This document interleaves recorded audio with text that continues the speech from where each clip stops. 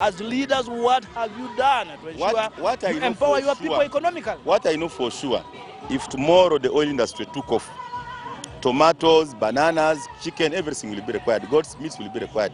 But right now we have stopped oil works. Oil companies have no license for 2 years, so there is no work anymore. Now that redundancy is bad for agriculture because, like you see, trucks parked in Kampala, those who want to do service. Also, a farmer here cannot now start rearing chicken and eggs when actually the industry is still not having. Now, how with the oil companies for 2 years now operating without licenses, that means that their operations are at stake.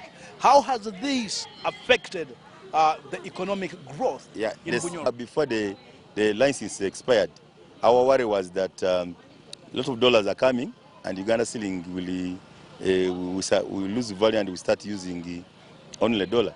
But to the contrary, because the companies stop coming, dollars are not coming. So dollars become so expensive. So how I wish after election, the first agenda is to make negotiation. The president is negotiating for Uganda. The companies want profits in their companies. For them, they want even to export crude without refinery. Leader from this region, how are the employees who have been working these oil companies firing on? If now that the operations are at stake.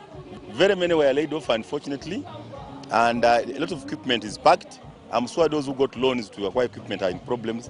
But what we are saying, can we immediately negotiate with these companies? Because they are bringing money, it's from their own. We didn't invest in as Uganda.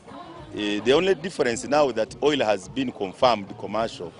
We don't have to push so much with the low price per barrel. We don't have to push so much for quick export of crude.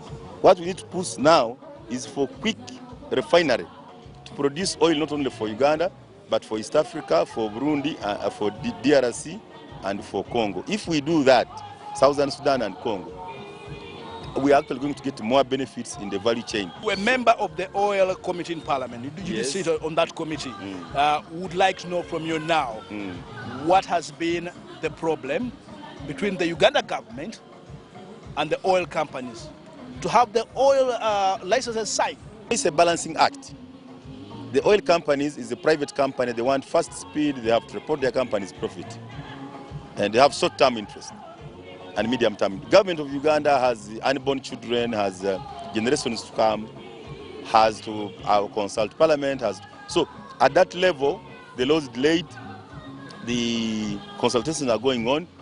So I think what we anticipated in 2007 is different from what's happening today. So because of changed scenarios, business companies always keep checking their rate of return, the risk of investment. You can see the price of oil. So there are multiple factors scenarios which keep emerging. Whereas government is traditional and sometimes slow. You are saying that consultations are going on. What consultations are those? People are watching us, they want to know this. We already have a refinery, what you call a lead investor, with an alternative, the Russian #1, with a standby Korean just in case. I think progress is going on in as far as getting the pipeline company. Because you have to take off the lead investor, then the airport and the pipeline will come in.